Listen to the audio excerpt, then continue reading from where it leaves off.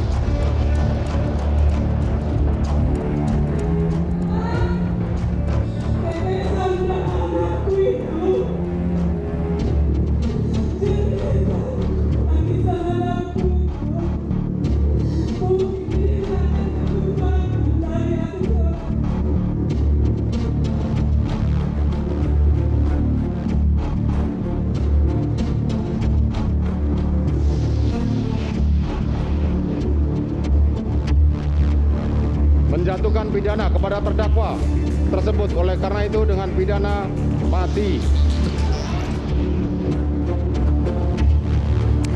Kembali lagi di kontroversi pemirsa dalam tema tumpukan catatan usai putusan. Sudah bergabung dua narasumber, ada Zena Dinda DVK, penasehat hukum dari Ricky Rizal. Kita berikan tepuk tangan. Dan juga Rory Sagala yang mewakili Bang Roni Talapesi ya, sebagai penasihat hukum dari Richard Eliezer. Bang Rory, selamat malam. Oke, sebelum saya ke PH, saya ke Pak Maru dulu. Pak Maru, tidak semuanya puas sebagai mantan hakim ya. Tidak semuanya puas dengan vonis yang telah dijatuhkan. Termasuk Mbak Zena di sini tidak puas. Ada juga yang mengatakan Richard Eliezer kok 1,5 tahun terlalu ringan. Menurut Anda bagaimana vonis 5 terdakwa yang sudah dijatuhkan oleh Majelis Hakim, Hakim Ketua Pak Wahyu Iman Santoso? Ya, saya kira kalau masalah disparitas pidana itu secara universal dikeluhkan di mana-mana itu. Tetapi kalau kita lihat hakim itu juga mendapat pendidikan khusus di dalam, saya kurang tahu pada saat-saat terakhir ini. Kalau kita dulu zaman Adian Doyo ada yang disebutkan pedoman pemidanaan, dengan mana seluruh skala nilai-nilai yang memberatkan, yang meringankan, apakah terdakwa melakukan sesuatu yang katakanlah against humanity, itu termasuk hal-hal yang dipertimbangkan, yang kadang-kadang tidak semua, apalagi kalau sorry to say ya, misalnya kalau kita berada di dalam posisi yang subjektif dari seorang katakanlah terdakwa, itu memiliki cara melihat yang berbeda dengan seorang yang melihat dari sudut korban. Tetapi hakim akan berada di posisi tengah itu sehingga dia akan melihat seluruh aspek itu. Kalau ada disparitas itu tentu ada argumen yang bisa diajukan, dan itu tentu bisa diuji dengan apa yang dikatakan sentencing guidance itu, yang dia dibuat semacam matrix. Jadi kalau pendidikan hakim dikatakanlah di Judicial College di Amerika untuk state judiciary, atau juga di Judicial College di Filipina, itu merupakan suatu hal yang mencoba mengantisipasi misalnya ketidakpuasan tentang disparitas. Oleh karena itu kalau dalam soal ini saya kira wajar saja, tetapi harus ada keberanian kita untuk melihat di mana sebenarnya posisi kita sebagai seorang terdakwa atau penasihat hukum dalam detail-detail itu yang mungkin tidak dilihatnya, atau dia dari sisi subjektif tapi hakim melihatnya. Jadi itu saya kira alamiah saja. Pak Maru, tapi ini kan beda banget dengan tuntutan jaksa. Apakah ini membuktikan dalam tanda kutip kegagalan dari jaksanya?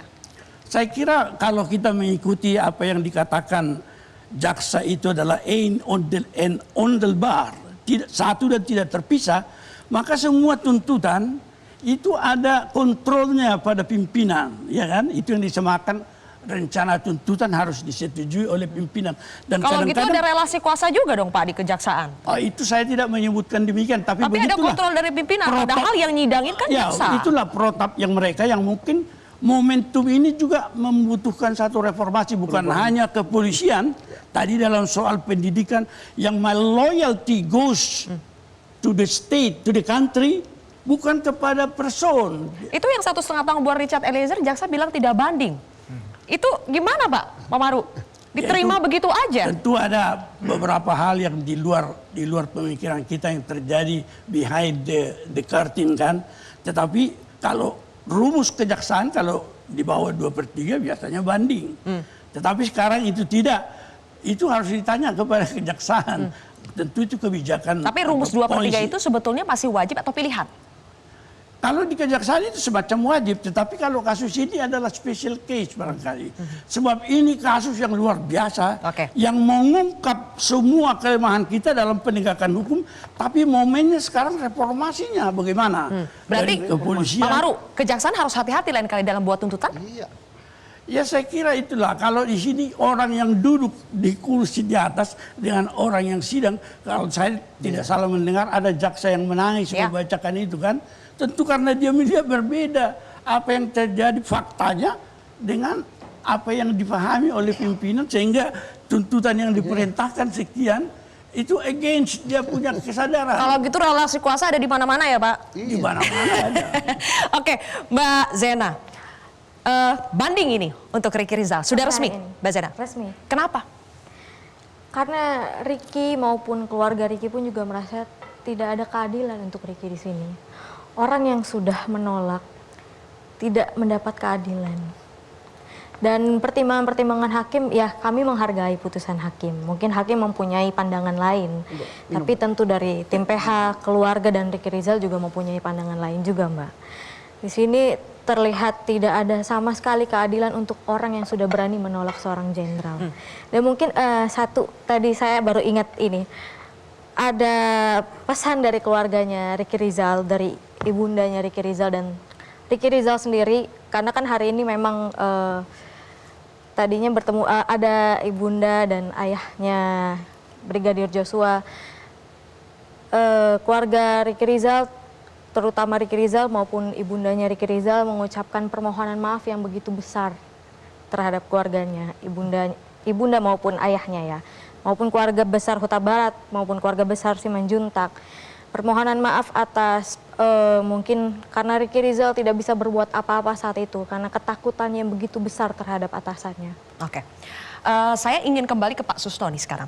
Pak Susno, kan tadi Mbak Zena bilang Ricky itu sebetulnya berani loh menolak perintah Sambo. Tapi kalau menurut hakim Ricky itu bukan berani menolak perintah Sambo. Dia tidak mau melakukan penembakannya, tapi dibilang ikut menghendaki pembunuhan itu. Yang tidak berani adalah menolak, tidak beraninya untuk menembak langsung, tapi bukan berarti tidak menghendaki pembunuhan Yosua. Menurut Anda?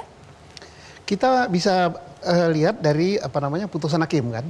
Di situ di bab tentang telah terbukti dan sebagainya, hakim mengatakan telah terbukti secara sah dan meyakinkan berdasarkan keterangan saksi, fakta-fakta, dan lain-lain. Nah ini berarti hakim sudah berpendapat seyakin-yakinnya bahwa itu terbukti. Tinggal nanti di dalam hal-hal yang memberatkan.